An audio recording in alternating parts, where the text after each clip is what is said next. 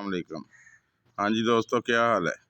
आज हम आपके साथ खुशकिस्मती की अलामत समझे जाने वाले एक पौधे जेड प्लांट के मतलब बात करेंगे। देखेंगे कि इसे कैसे ग्रो किया जाता है, इसकी केयर कैसे करते हैं। इसके मतलब एक टिप भी शेयर करेंगे जिससे इसके पत्ते खूबसूरत और चमकदार नज़र आएंगे। तो चलें वीडियो को शुरू करते हैं।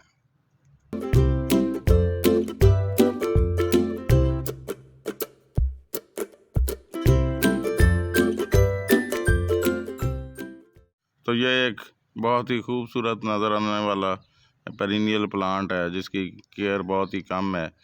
बहुत आसानी से इसे ग्रो किया जा सकता है। बहुत आसानी से इसको 1 से 2, 2 से 4 जितने ज़्यादा आप चाहें इसके पौधे भी आप तैयार कर सकते हैं। ये एक सकुलेंट प्लांट है। इसका नेटिव कंट्री साउथ अफ्रीका है। तो सबसे पहले इसकी बात कर लेते हैं सनलाइट की। तो इसको वैसे तो इंडोर और आउटडोर दोनों जगह पर ग्रो किया जा सकता है, लेकिन अगर आप इसको इंडोर रखते हैं तो ऐसी जगह पर रखें, कोई ऐसी जगह हो खिड़की के साथ, विंडो के साथ, बालकोनी में, या जिधर इसको 3 से 4 घंटे की अच्छी तेज़ डायरेक्ट सनलाइट सुबह के टाइम की पड़े। तो फिर तो ये इंडोर ग्रो करता रहेगा। लेकिन अगर इसको अच्छी सनलाइट 3-4 घंटे की नहीं मिलेगी तो इसके पत्ते पीले पड़ने लगेंगे और आहिस्ता आहिस्ता से इसकी जो पत्तियां हैं वो टहनियों से खाली हो जाएंगी और ये पौधा ख़राब हो जाएगा आहिस्ता आहिस्ता। तो इसलिए अगर आप इसको इंडोर रखना चाहते हैं तो 3-4 घंटे की तेज़ मॉर्निंग की सनलाइट इसके ऊपर पड़नी चाहिए।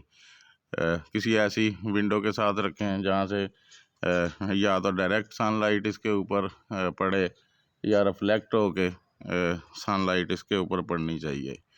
तो अगर आउटडोर में आपने रखा है तो उधर भी इसको ऐसी पौधे को ऐसी जगह पर रखें जहाँ सुबह की 3-4 घंटे की सनलाइट इस पर पड़े। तो इतनी सनलाइट इसके लिए काफ़ी होती है और ये बड़ा अच्छा ग्रो करता रहता है। अगर बहुत ज़्यादा जैसे मई जून की सनलाइट में आप इसको ज़्यादा देर धूप में रखेंगे तो इधर भी ये इसके पत्ते पीले पड़ने लगेंगे और टहनियों से पत्ते उतरने शुरू हो जाएंगे। तो इसलिए इसके लिए सुबह की 3-4 घंटे की जो सनलाइट है वो काफ़ी होती है। तो अगर हम सॉइल मिक्सचर की बात करते हैं तो इसके लिए जो सॉइल मिक्सचर है वो इंतहाई वेल ड्रेन, सॉफ्ट और नरम होना चाहिए, क्योंकि ये एक सकुलेंट प्लांट है। इसकी जो टहनियाँ हैं जैसे एलोवेरा के पत्तों के अंदर जेल होती है, इसकी टहनियों के अंदर भी पानी भरा होता है। इसकी पत्तियाँ भी मोटी होती हैं और उनके अंदर भी पानी होता है और इस पौधे को बहुत ही कम पानी की ज़रूरत होती है। इसलिए इसके लिए ऐसा सॉइल मिक्सचर तैयार करें जिस में पानी कुछ ही देर में ड्रेन हो जाए, यानी कि पानी इसके इसमें खड़ा ना हो। तो उसके लिए आप 2 हिस्से गार्डन सॉइल, 1 हिस्सा उसमें आप सैंड ऐड कर लें या आप बारीक बजरी भी ऐड कर सकते हैं। तो 1 हिस्सा उसमें काऊ डंग या वर्मी कंपोज ऐड करें ताकि वो मिट्टी अच्छी तरह से वेल ड्रेन बन जाए और पौधे के अंदर पानी खड़ा ना हो और जैसे ही आप पानी डालें थोड़ी देर में वो ड्रेन हो जाए। तो इसलिए इसके लिए बड़ी अच्छी इस किस्म की सॉइल की ज़रूरत होती है। अगर चिकनी मिट्टी या कोई ऐसी मिट्टी जिसमें पानी खड़ा रहेगा तो ये पौधा ख़राब हो जाएगा। इसकी पत्तियाँ आहिस्ता आहिस्ता से पीली होंगी, इसकी जड़ों में भी फंगस लगने का ख़तरा होगा और ये फंगस का शिकार होगा, इसकी जड़ें गल जाएंगी और पौधा ख़राब भी हो सकता है। तो अगर इसकी वाटरिंग की बात करें तो इस पौधे को बहुत ही कम पानी की ज़रूरत होती है। इसको गर्मियों में भी आप 2-3 दिन के बाद पानी दें। जब इसकी ऊपर वाली मिट्टी अच्छी तरह से 1-2 इंच तक खुश्क हो जाए तो तब इसको पानी दें।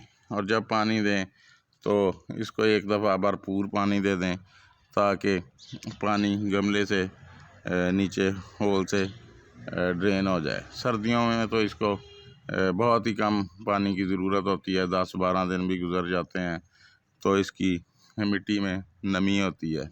लेकिन इसको पानी आपने उस वक्त देना है जब इसकी मिट्टी अच्छी तरह से ड्राई हो जाए, क्योंकि इसको पानी की बहुत कम रिक्वायरमेंट होती है।